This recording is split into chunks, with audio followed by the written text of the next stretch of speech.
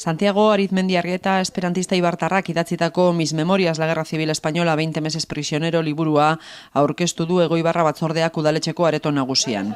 Aurkezpen ekitaldian liburuaren hitzaurrea idatzi duen Javier Rodrigo historialariak lanaren eta bere egilearen azterketa bat egin du eta Antxon Arbaiza idazle ibartarrak Santiago Arizmendiarrietari eta bere testuinguruari buruz hitz egin du. Santi da ibartar bat, eta gaur egun bildu gara bere oroitzapenen memoria liburua argitaratzeko. Eta bere zer gainean da bere oroitzapen edo memoria liburua ba. Gerra garaian preso egon zen, lehenengo konzentrazio esparru batian eta gero trabajadoretan, eta gerra bukatuta gero handik libre geratu ondoren, Ondarretako espetxean sartuko dute eta beste 7 hilabete egongo da. Horretaz da liburua eta bigarren parte batean kontatzen du bere epistolarioa.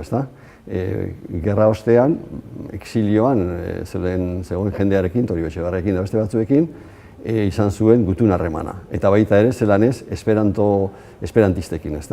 Hori da bere bigarren alderdia, zango duke, bere jakiminaren inguruan. Tiene un perfil como escritor autodidacta, seguramente muy interesante dentro de la literatura de los campos de concentración y de los trabajos forzosos en la España de Franco, porque es desde luego una de las memorias mejor escritas que yo haya leído sobre internamiento en batallón de trabajadores, en este caso. Son unas memorias que tienen una prosa muy fluida, muy hermosa, muy bien trazada, simple, pero muy bien elaborada y que desde luego dan un perfil humano muy interesante a una historia que generalmente se suele dar, digamos, en trazos demasiado gruesos, ¿no? Con muy pocas historias personales dentro, como es la del internamiento en los campos, el sufrimiento en los trabajos forzosos, el hambre, la miseria, la explotación laboral en la España de Franco, etc. Ekitaldian bestetik oroimenaren geruzak ikusentzunezkoa estreinatu da. Arizmendiarrietaren inguruko hainbat testigantza eta irudi jasotzen du 15 minutuko iraupena duen dokumentalak.